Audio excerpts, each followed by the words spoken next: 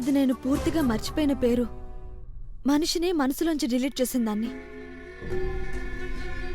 ఈ నంబర్ని ఇంకా డిలీట్ చేయకుండా ఉంచడం నా తప్పే. సారీ నాన్న, తీసేస్తాను.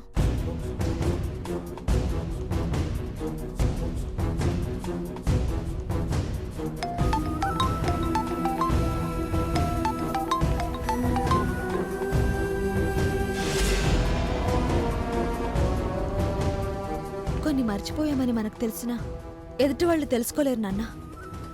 నేనేంటో పిచ్చిదానిలాగా ఈ పేరు ఇంకా ఇందులోంచి తీసేయడమే మర్చిపోయాను.